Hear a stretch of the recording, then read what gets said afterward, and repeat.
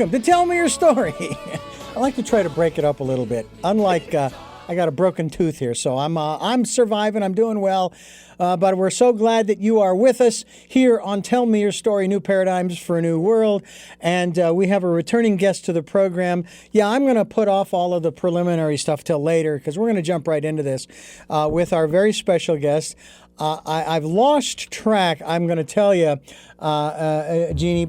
Jeanie Cisco, Meth, is my guest. She's the author of Bullyproof You. It's not necessarily a bad idea, you know. Welcome back to the program for, I don't know if this is the third or fourth, it doesn't matter. It's great to have you back again to talk about a subject that really, quite honestly, we do need to continually discuss. Well, thank you so much for having me back on your show. I love being on your show. It's always a pleasure. We have a lot of fun on this program, and the program, of course, is designed to give a voice to different ideas, different philosophies, different ways of living, of playing, of being, of loving, and so forth, as we've been covering for 14 years on this program. I've certainly been interviewing people for over 40 years and talking about a lot of these same things.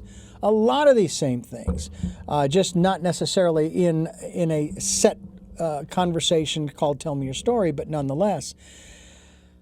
And I know that that's kind of the direction we are going to go into today. One of the elements is when you are able, let's just say we have made some inroads with the bully, to where we're able to finally sit down and have some kind of a dialogue, okay, where we might be able to get to, I want to say the root, not always, but I mean, get a little deeper down into what in the Sam Hill is going on here.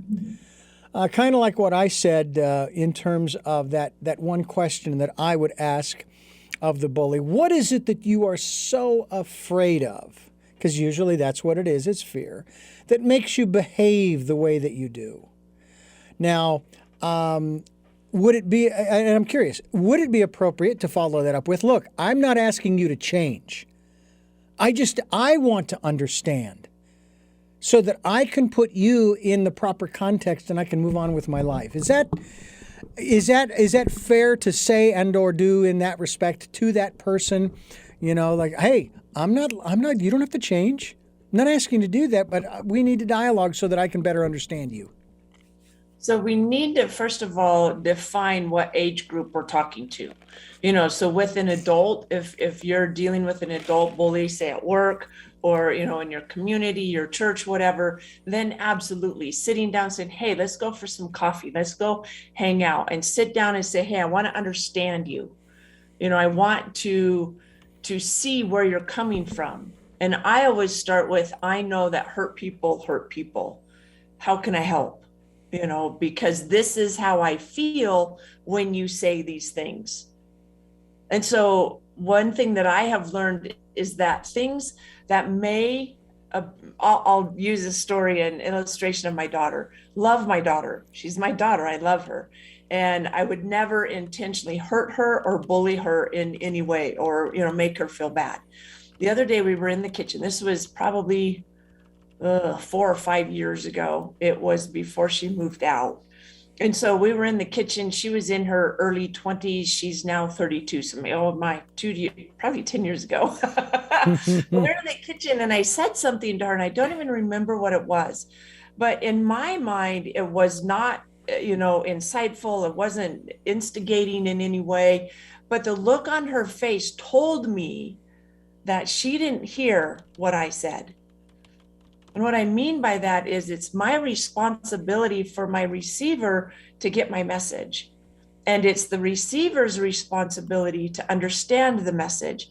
So often that message gets garbled when it comes out of my mouth and into somebody else's ears because of the filter that we have.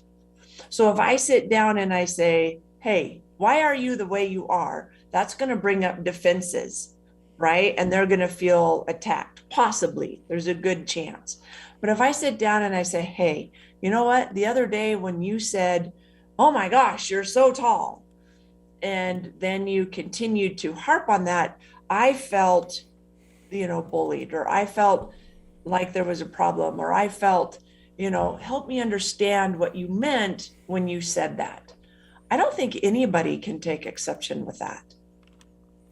What about someone who you are trying to express where you're coming from, and they continually turn it around to make it about them? I'm feeling this way when you do this. All right. So I'm owning the feeling. I'm owning the feeling based upon what you are doing. And what you are doing is making me fearful. And they turn it around and they say, well, I was afraid this, that, and the other thing. And it's like, oh, I'm not sure how to respond, because I want to say, no. This is about me right now. This is not about you. This is about me. I acknowledge your fear, but I don't want to talk about it at this moment. We can talk about it in the next moment. Right. Let's talk about it. Let's talk about the there's a term for it. I want to say deflection or redirection, I guess. I don't know if that's a psychological term or what have you, but you know where I'm going. Yeah. And a lot of times, that deflection is a way to protect. One of my personal mentoring clients right now is working on helping her son not deflect. And I said, well, that means you can't deflect.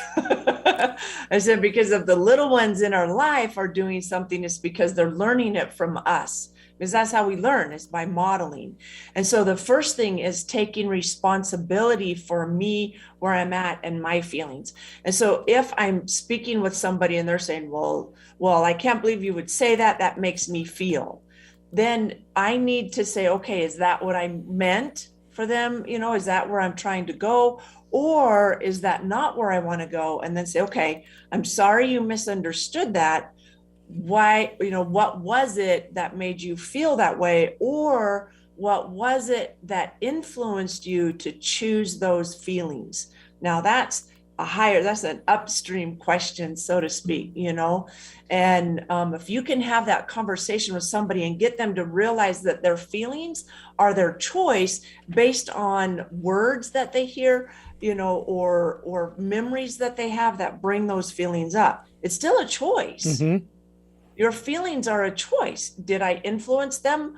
You're saying I did, so I'm going to own that. But what was it that influenced that? How can we shift that perspective so you don't feel that way? Yeah. And again, we're still dealing here with the adults. Mm-hmm. We'll get to the kids in just a minute. They're in the other room having ice cream right now. You can't treat them the same. No, you cannot. They're having ice cream in the other room right now. We'll deal with them later. But as far as adults are concerned, it does seem to me that the biggest challenges that we have in that regard with dealing with adults is, of course, all of the myriad, I want to say layered masks, economic, religious, political, geographic, ethnic, and there may be many others as well, that we have to work through. I mean, I'll put it this way. Not only have I spoken with, but I have watched conversations on television specifically with Black entrepreneurs. And some of them are some of the happiest, almost seem like they're fearless. They don't feel as though they're being put upon. They don't have all of the excess baggage that another person who you can almost see the chip on their shoulder. Now, again, I'm not saying that the person with the chip on their shoulder isn't justified. Don't get me wrong. But it's like, I spoke with one woman on this program about her being a black woman and all of the stuff that's been going on in this country over the last 18 to 24 months. And it's not that she can't relate to it, she chooses not to, because she's not going to draw that energy into herself. Now, has she had those experiences? She really didn't go into that. But it just seems to me sometimes, and I used to say this about the Christians who used to scream about being persecuted, and I used to define that as, well, basically, you're screaming persecution as if you are standing on the railroad tracks, a train is coming down the tracks straight ahead for you, and you're telling me that it's the train's fault if you get hit. Get the heck out of the way. I say the same thing when people have problems online with other people attacking them, trolling them, bullying them. Get out of the way. Suspend your account, delete your account. It's not worth it. I mean, a lot of this stuff, does it not impact us physically as far as our health, mentally as far as our psychology, emotionally as well as spiritually, right? Oh, absolutely. If, as within, so without. And so if I'm negative in my nature and all I do is feed myself negative images, negative connotation, negative media, whatever, guess what? I'm a negative person.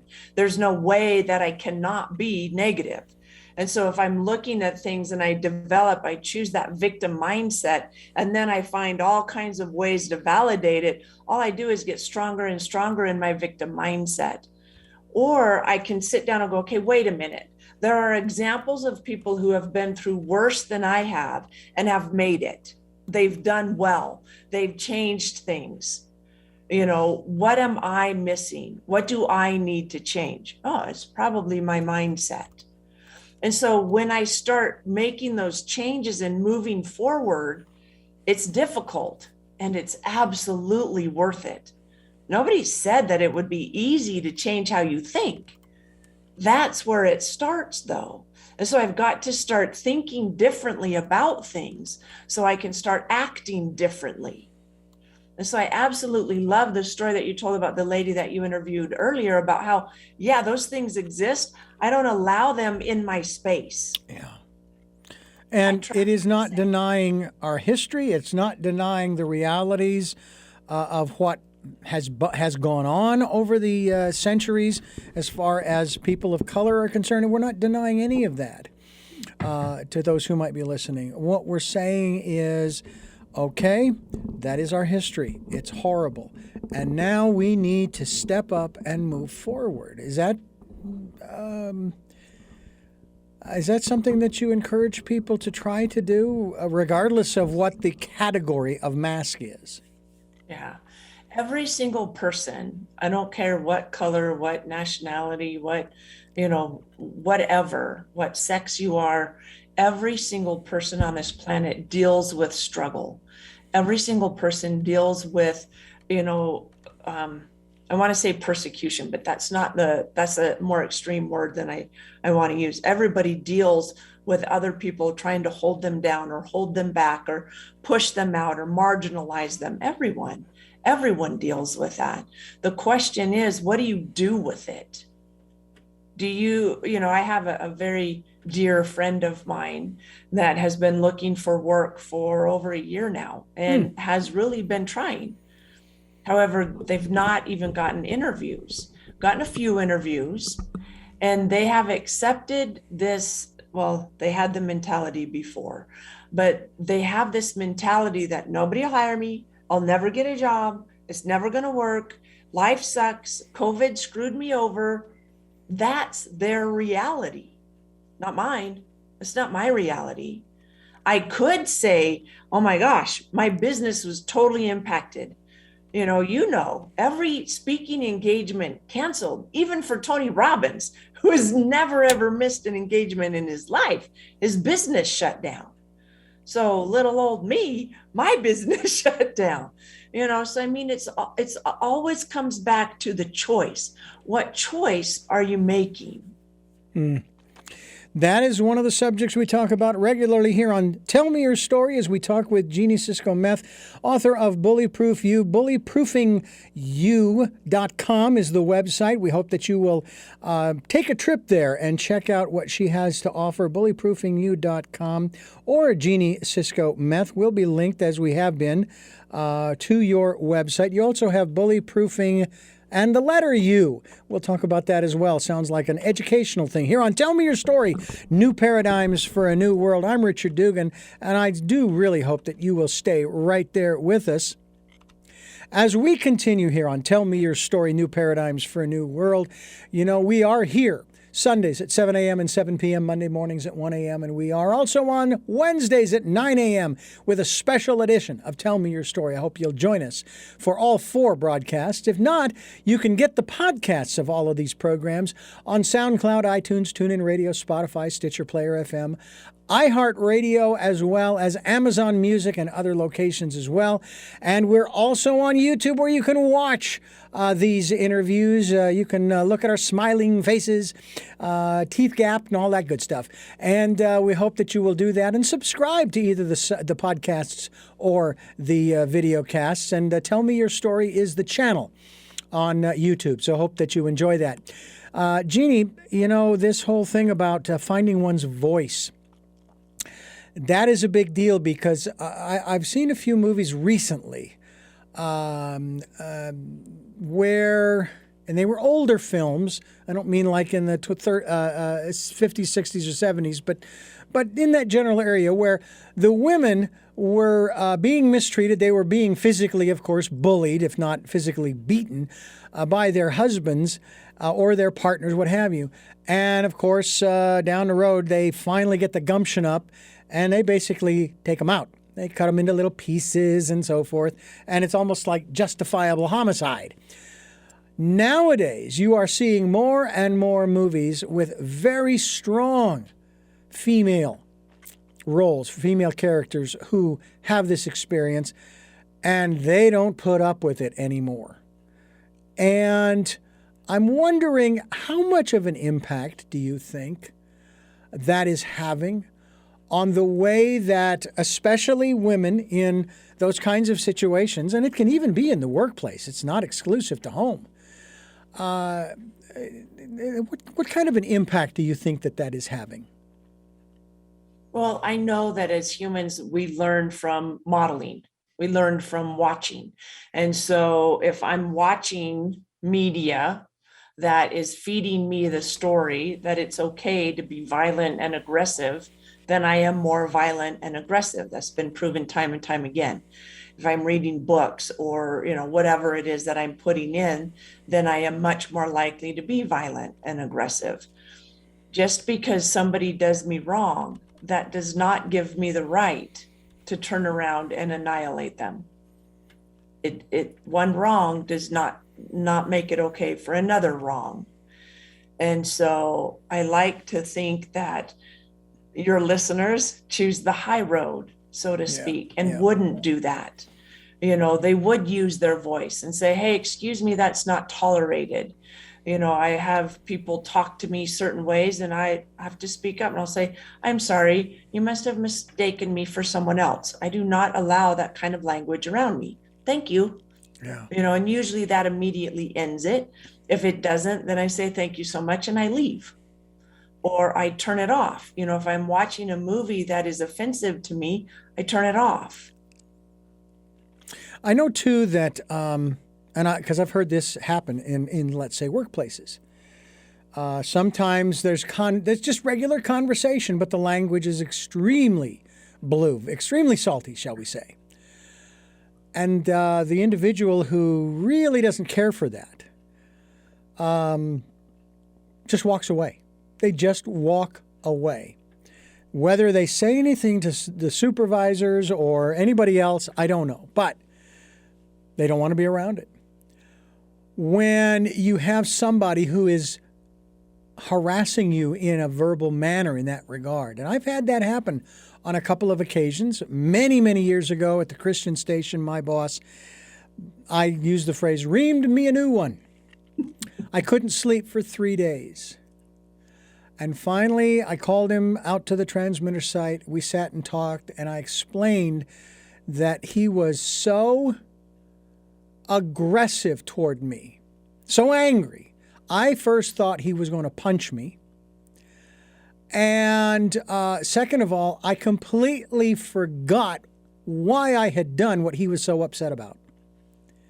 And then I told him, the reason why I did what you got so upset about is, and what I was doing was temporary. That was basically, I was vacuuming. I moved a cabinet to vacuum behind it, and I didn't get a chance to move it back before he showed up, surprised. He showed up as a surprise, you know. He didn't want me to move anything. And it's like, well, how the heck were we supposed to clean? Anyway, it wasn't possible for me to move away from that. Just recently, I had an incident where I had somebody who I was doing something that they didn't care. They didn't like the way I was doing it. And they kept interrupting me. And I said, hold on. I'm being very, very calm, very gentle. And finally, he says, what is the problem? Is it your surgery, or are you an idiot? And as soon as he used the word idiot, I said, you stop right there, you mother. And I stopped. Because then I didn't want to be guilty of using some language that, even though he and I normally have a good relationship, then things calmed down. We had a nice conversation. He explained where he was coming from. It's from his dad. That's the way his dad was. He apologized. I said, look, we're good, okay? We're good. And we move forward. That doesn't always happen. It's not an easy thing for people to own their behavior and acknowledge, look, I crossed a line. I mean, it's great for me to say, look, pal, you crossed the line, but unless the other person recognizes it, it doesn't do any good. Right. Well, and I really like that you did speak up. You know, so many people don't speak up and then complain about it later. And I think that's what's wrong. If you find yourself in a situation where somebody's saying things or using language or watching something, whatever it is that you don't appreciate, it's your decision how to react. I love the fact that you said the gentleman that didn't, or the lady that didn't like the salty language just walked away. Mm-hmm. You just leave. Yeah. You don't have to say anything. Now, if it's somebody that you have to continue to interact with, then you might want to say something. You know, the second or third or fourth time, you may want to say something. Or you just keep leaving. They're going to figure it out. People are pretty smart. Yeah. You know, and so it just kind of depends on where you're at. I highly encourage people to say something. You know, if it continues to happen, or if somebody's getting in your face, like you were saying, you know, they're reaming you a new one or yelling at you, it's absolutely okay to say, whoa, hang on. I know you're my boss, and that's not tolerated. Mm-hmm. I'm a human. I have rights. Don't talk to me that way. Yeah. Well, and the reason, I'm sorry, go ahead. I was going to say, I was young. I didn't know any better. Yeah. Well, and people are afraid to speak up because they're afraid they might lose their job. They're afraid, right? There's this whole list of reasons why they don't speak up, but then they complain about it. And I'm like, hey, okay, so you're afraid to speak up. Don't speak up. Own that. Hold that. Wear that. Yeah. You know, or I'm going to speak up. Okay, I got fired. Awesome. Get another job. Yeah. That's the beauty of you know, there are options. You're not locked into just one thing. And you can take the perspective when one door closes, another door opens. I mean, you know, it's nothing is permanent. That's the other thing that we do tend to forget. We think that where we're at is permanent. It's going to last forever, and it doesn't. It does not. Thank goodness sometimes, and oh, so sad other times. There you go. Yeah, it goes both ways. It's kind of like that Chinese proverb. I was actually sharing that proverb with a friend of mine just recently about the farmer and the neighbor. And how the neighbor kept coming over every day to just kind of see how things were going. They were good friends, and then the farmer would tell the neighbor what had happened, and the neighbor would respond each day, "Oh, that's bad," to the farmer's response. Well, who's to say whether that's good or bad? And the next day, oh, that's good. Who's to say whether that's good or bad, et cetera, et cetera. And it goes on and on and on. And we tend to do that, especially when it comes to jobs. And quite honestly, I think that one of the greatest things that we can do, and if you haven't done it, folks, I think you need to do it, and that is setting up a network. We'll talk about that in a minute here on Tell Me Your Story, New Paradigms for a New World. Jeanie, Cisco, Meth is my guest, and Bullyproof You is the name of the book. Bullyproofing You, the letter U, is a website I want to talk about as we continue here on Tell Me Your Story. And we are giving you choices and knowledge of those choices to help make your dreams come true right here as we talk with Jeanie Cisco Meth about her work that she has been doing for how long? So, well, I've been doing it for over 30 years now, Wow. but I've been professional speaking since 2012. All right. So, I do want to get into that other area that I just alluded to, if I can now remember what it was I just said. But in that regard, has there really been much of a change in us? And we can take into consideration, of course, the internet over the last 30 years. We can look at that too. But has bullying really changed that much in the 30 years that you have been dealing with this subject? well, I think we have seen more assault, and assault is not bullying. Assault is assault. So if somebody puts their hands on you, then that's no longer bullying. Bullying is verbal intimidation or attempt to control. And so we have absolutely seen an increase in escalation of bullying. So, assault, or people think, well, that's bullying. So over the years, the definition of bullying has become clouded. And so it has grown because the definition has grown to encompass more. The definition of bullying is somebody using words or posturing to intimidate or control another person. Now, I think I shared this on on our conversation in the past about that aspect of a parent, and I know you've heard this, who will say about a child who is getting bullied at school, "Hey, kids will be kids, and besides, it builds character." And I then throw out, okay, then there's the biblical adage, "Train up a child in the way he shall go, and when he gets old, he will not depart from it."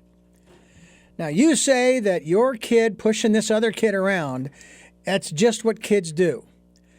And what you've already said, Jeanie, is, and if he does that at the age of 18, he's going to jail for assault.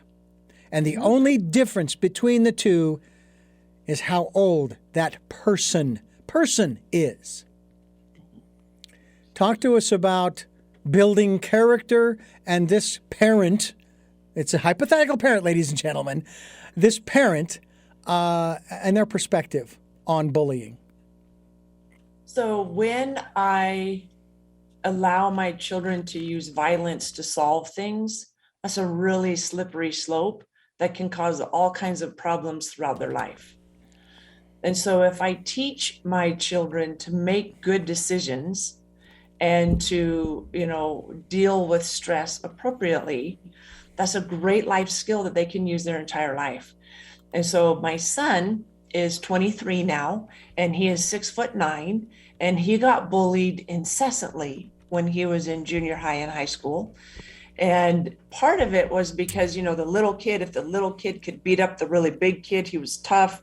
And, and the other way was if my son ever said anything back because of his size, he was always labeled the bully. And so he constantly was dealing with that growing up.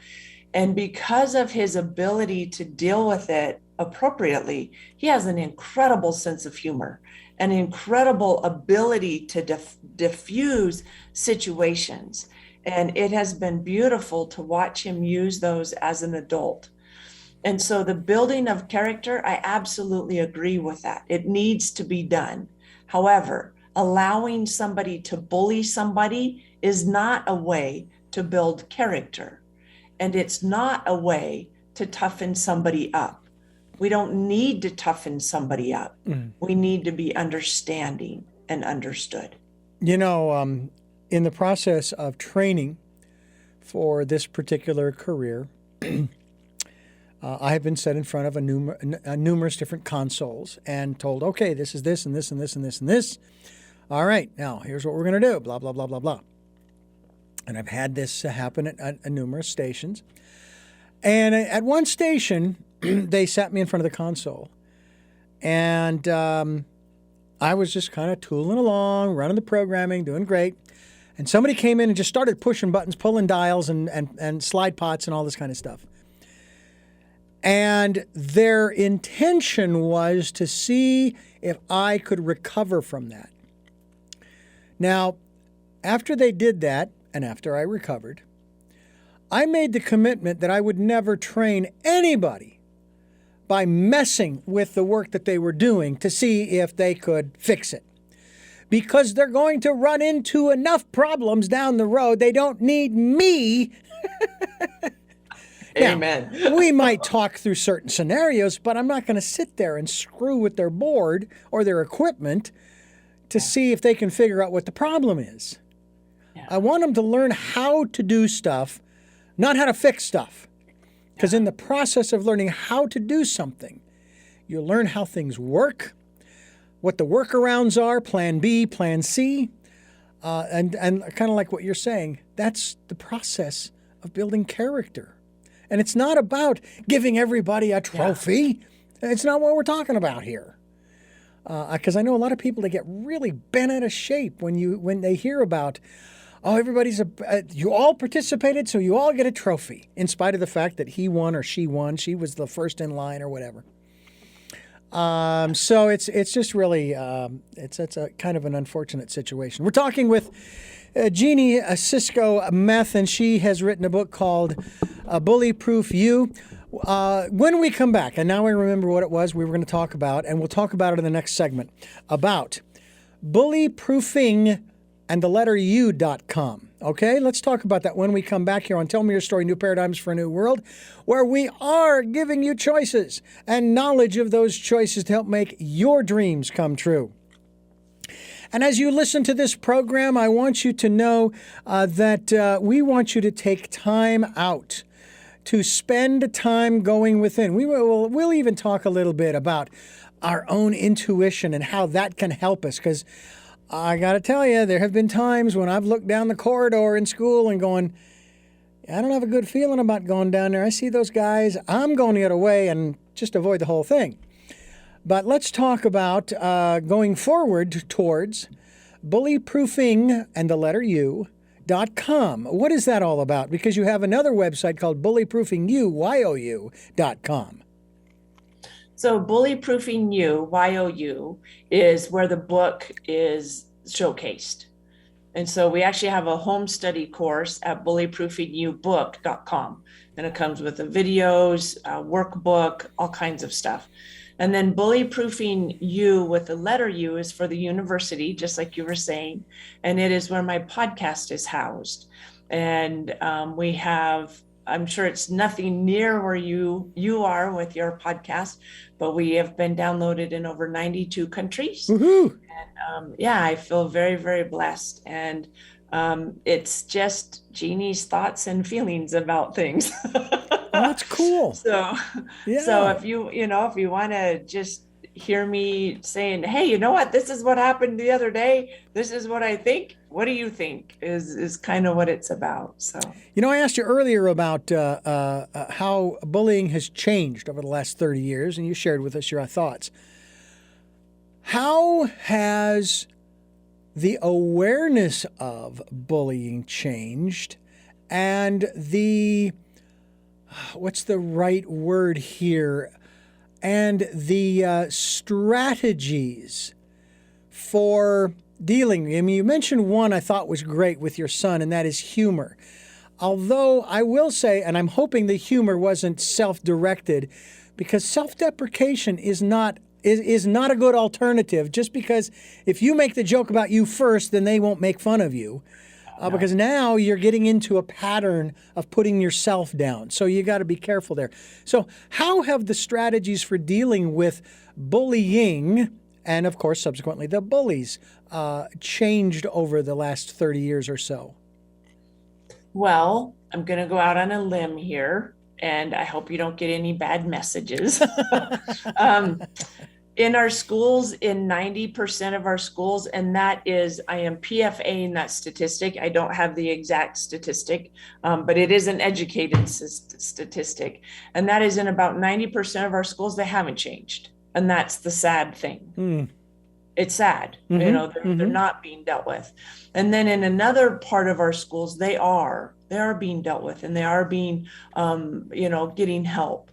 The biggest thing is, and I dealt with this constantly when I was marketing to schools, and the schools, when they would have a bullying expert come in, incidences of bullying would go up 40%, because the person would come in and talk about and show videos. This is what bullying is. It's bad. It's horrible. Well, we learn by modeling. So if you're going to sit me and make me watch bullying videos for an hour, I'm going to leave that presentation and do more of it.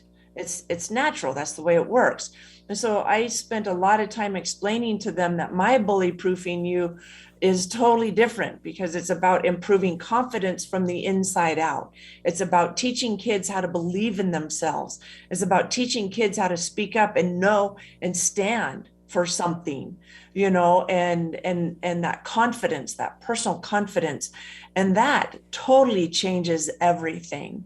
And it constantly got called back to schools, just like I get to keep coming back on your show. I was constantly called back, and people said, your bullying presentation is so different. I said, yeah, because it starts with me, the person. It starts with the kid and the tools that they can use to change their life. And so how has bullying changed over the last 30 years? We will always have bullies, because hurt people hurt people. However, we have better skills and better understanding of how I can protect myself from it. And bullying is a generational thing. Kids they're not born bullies. They've got to learn it somewhere. There's that wonderful, wonderful song, I think it was from the 60s. You got to teach your children. They've got to be carefully taught. Yeah. Yeah. We have way too many families, latchkey kids that are raising themselves, and it's difficult to take care of a family financially right now. I know that. I was a single parent for a lot of years. And, there's been a lot of economic crises in our world in the last year and a half. It's tough. Yeah. And you have to decide, who's going to raise my kids, the babysitter or me? And what babysitter am I going to have raise my kids? It is one of the most difficult decisions I ever made as a parent.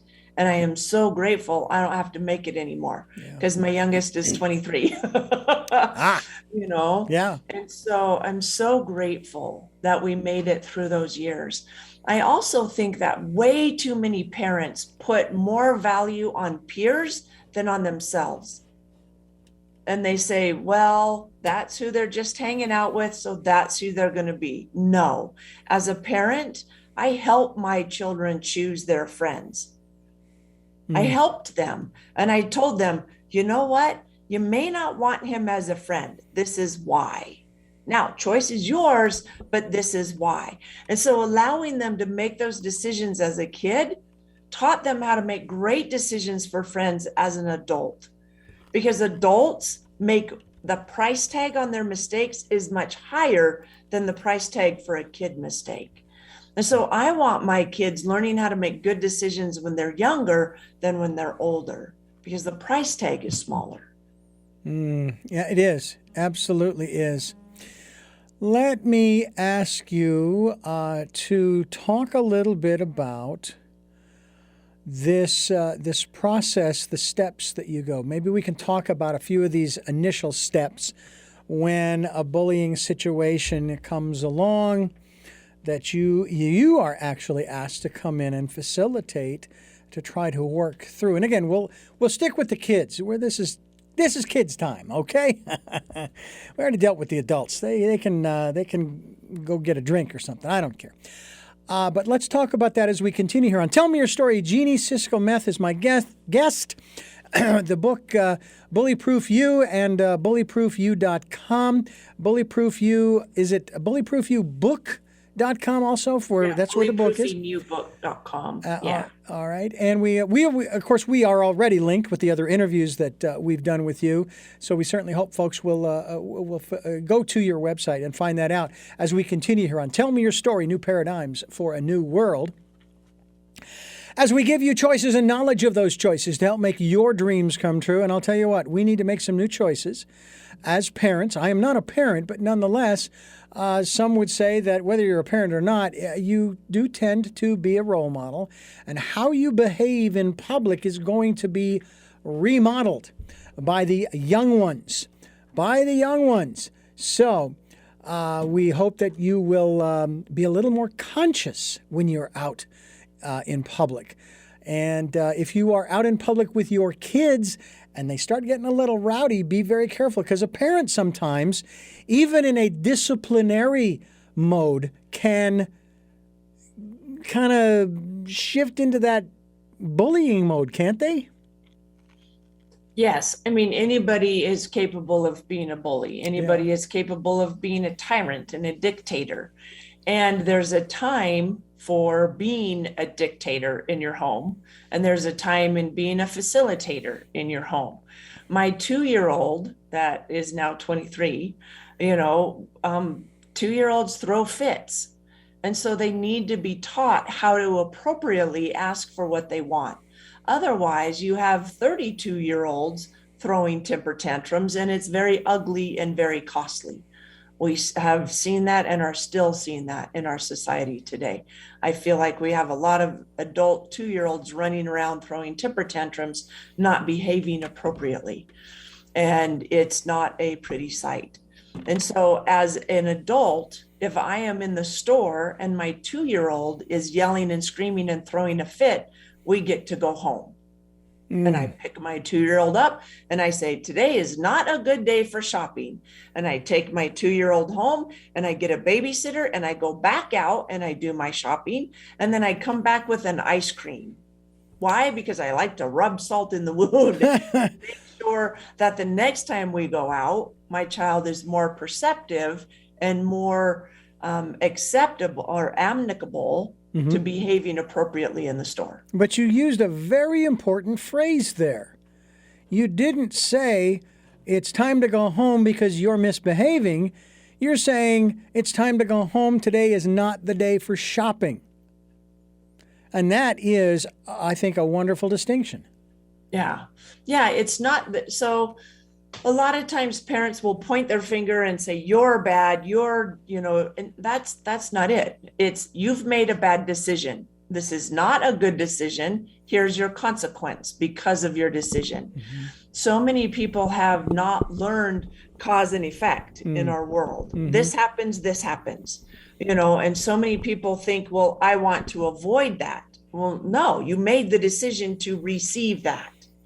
And so if my 2-year-old gets taught that they throw a temper fit in the middle of the store, they go home and I go back out and do the shopping and I get an ice cream, they learn temper fit, no ice cream. But if they learn that, I control myself, and they say, Mom, I don't like this. That's okay. You don't have to like this, but you do need to be amicable for the next 30 minutes while we finish shopping.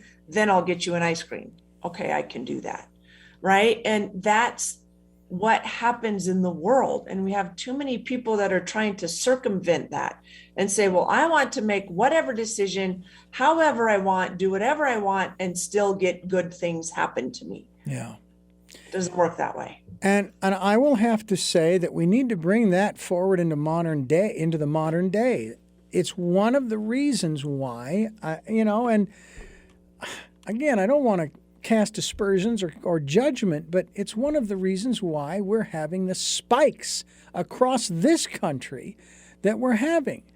Because there are those who have made that kind of a choice. I'm not getting vaccinated. I'm not wearing a mask. I'm not social distancing. I don't have to because I have the constitutional right to do what I want, when I want, where I want, how I want. All right. And now here are the consequences. Here's the cause, and here's the effect. Now, I'm not an epidemiologist. I don't know what the hell's going on. All I know is I care a little bit more about my community. And so rather than saying, oh, they're usurping my rights, I'm exercising. That's what I've been saying all along. No one has taken away my individual rights. I choose to exercise them, to care not just for myself, but for others as well. I'm curious, this was a question I was going to ask you earlier, and I know I kind of put it in the context of how has bullying changed. I'm curious, in the 30 years that you've been doing this, 30 plus years you've been doing this, can you share with us some of the success stories? You've talked about your son in particular, but what about some of the other kids? And this is going back maybe 20 or 30 years, and now they are adults, and they have kids. And hopefully the cycle has been broken, at least to some degree, what have you. Can you give us some of those feel-good stories, we've sort of nipped the bullying thing in the bud over here. And as you said, it's never going to go away because, hey, people are people, and you can't get to everybody. But what about those success stories? Yeah, so I was a high school teacher for 17 years. And now I haven't been a high school for almost 10 years, so I retired in 2012. But I was a teacher long enough to help people and then have them grow up and have kids, and to be able to run into them in the community and keep in touch with them through Facebook and things like that, seeing their life change. And I by no means take responsibility for that. I just planted seeds. I helped, I facilitated in a way. And so seeing a student who used to be on drugs and in gangs and, had 3 or 4 children, 2 of them taken away by the state, turn into an upstanding, committed, hardworking adult that gets their kids back, that's phenomenal. And I go back to the philosophies that I helped teach them. And that was, first of all, I create my world in my mind first. You see, I realized that many of my students were doing the things that they were doing because that's all they knew. And so I started introducing them to choices. Because there's a beautiful picture that I absolutely love. I love Winnie the Pooh. And it's a meme, and Winnie the Pooh and Piglet are standing there looking at the ground. And on the ground are 3 sticks in the shape of an A. But Winnie the Pooh says to the person who doesn't know, they just think there's 3 sticks. And I love that analogy because if I don't know that those 3 sticks form the A, there's no choice. If I don't know that people live a drug-free, healthy life, then there's no choice. Mm-hmm. And so I need to look at choices. And so I feel like I was able to instill the ability to make decisions and choices. And I used to tell my students all the time, it's okay. You've made some bad decisions, some bad choices. It's okay. Because guess what? You can make good ones now. And the way you know that you've made bad ones is because of the results that you've gotten. Now you get to make good ones and you get new results. And so, we could go back to the masking or the not masking, the social distancing, all of that. There's so much, out there that says it works, it doesn't work, this, that, there's so much out there. So I believe that each person needs to be educated and make their own decision. Mm-hmm. And I don't agree with the government getting involved because those are freedoms. And I feel that it is a very, very slippery slope. And so if wearing a mask protects me, I wear a mask. And if I'm afraid of getting it from somebody else, I social distance. I wear a mask. Now, I personally choose to not wear a mask, except where it's mandated, which now in Utah is not. It's not mandated anymore. Mm-hmm. I wash my hands. I always have. I've always washed my hands. I don't lick doorknobs. I don't, I don't do those things. And so I've practiced good health things. And I was a health teacher for a lot of years. And so when they started saying, hey, everybody wash their hands, I'm like, hallelujah, I've been saying it for years. Next week we're working on blinkers and turn indicators, right? Because I was a driver's ed teacher. There you go. Please hammer that home. Hammer that home. I stopped licking doorknobs about 10 years ago. So, I'm doing much better now. Yeah. Yeah. So I can agree with you. I certainly can agree with you on that. Sure. I think that it takes, though, the mindset of an individual to say that my health and the health of the people around me is more important. And so I'm going to, as I said, exercise my rights. Now, I'm not infringing on anybody. I'm not saying that you should think this way. I'm just offering that up as a different choice. It's not a bunch of sticks on the ground. It's a letter A. Consider how that sits with you. And consider, I think about those lines from the preamble, to promote the general welfare and preserve the blessings of liberty to ourselves and our posterity. How do you do that by, not taking the precautions that are made available to you to protect yourself when you feel as you said, when you feel you need to be protected? I absolutely do protect myself. Yeah. And I let people know how to protect themselves as well. Absolutely. We're talking with Jeanie, Cisco, Meth, and she's the author of Bully Proof You, and we are on Tell Me Your Story, New Paradigms for a New World on SoundCloud, podcasts, Spotify, iHeartRadio, Amazon Music. We're on YouTube. Tell Me Your Story is the channel. We hope that you will subscribe to those as well.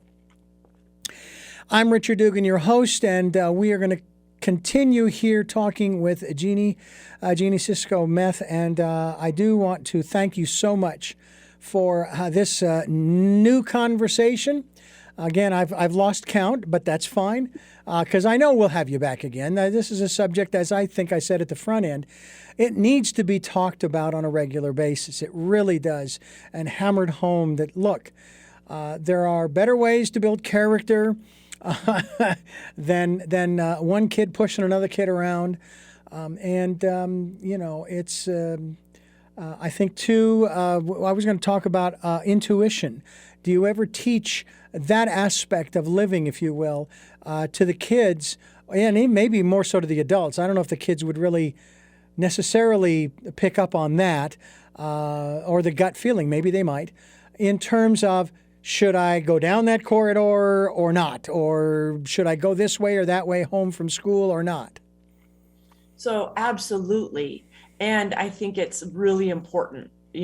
Bruce Lee talked about how, it's not my ability to beat anybody up. It's my ability to assess a situation and walk away. I think one of his quotes is, not this, not this environment or not this bar. I don't want to go in here because of the situation. Right. And so teaching people how to read situations is very important. And younger kids are getting better and better at it if they are around people. Part of the problem has been that we have pulled people away from people. And I was speaking with a gentleman just yesterday, and he was talking about, I'm worried about my little kid going back to school because he hasn't learned how to interact with people. He hasn't learned how to look at their face. All he's been able to do is see their eyes. And so how's he going to read people? How's he going to understand? And I said, well, it's going to take you guys talking and teaching. Absolutely. And learning. And I said, you know what? You may be surprised. He may be really good at reading people because all he's had is the eyes, and he's had to focus on the eyes and see what's going on and not necessarily listen to or look at, what's coming out of the mouth. And so that ability to be able to discern and to make a decision is so important. And it always has been. And we are talking with Jeanie, Cisco, Meth, and I want to thank you so much for giving us so much time here on the program to talk about this subject that I think, and I've said before, is very important for everybody because it happens in all aspects of our society, which is too bad. And there's a part of me that thinks that if you've traveled the world, I don't think bullying is any different in one part of the world than it is in the other. Although I suppose in the more strict countries, it probably isn't tolerated. But if there is bullying, it's done under the table. It's done in secret, that kind of thing. I sometimes wonder, too, if here in this country, at the college level, if this whole thing called hazing, that, God, needs to just flat out go away, is not a form of bullying as well. It absolutely is. Yeah. Yes. It is. It very much is. Well, I'm going to ask you the same three questions I asked you all the last times that you were on the program, because sometimes the answers change, sometimes they don't, and that's okay. Before I do, though, I want to let our listeners know that we're here Sundays at 7 a.m. and 7 p.m., Monday mornings at 1 a.m. We are also on Wednesdays at 9 a.m., streaming live at those times at richarddugan.com. We are on SoundCloud, iTunes, TuneIn Radio, Spotify, iHeartRadio, Amazon Music, and a bunch of other locations as well. You'll find us. I have to tell you, folks, the latest number as of this program, 41,200 listens. It just keeps climbing, and I am so grateful. I am so grateful. And then we're on YouTube. Tell Me Your Story is the name of the channel. We hope that you will go to YouTube and watch these videos and subscribe as well. There, we're up to 31 subscribers. And you know what? Every one that comes up, hey, it's great. And I'm very grateful for all of that. If you'd like to support the work that we're doing here on the program, if it resonates with you, please support us financially if you can via PayPal.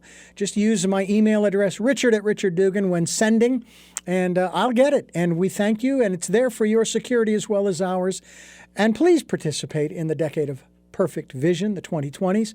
Go within, listen to that still small voice, follow that intuition of yours, that gut feeling, if you will, but also spend some quiet time, especially during these extremely tumultuous times, regardless of what the subject matter. It could be wildfires, it could be flooded and rain, it could be anything for that matter.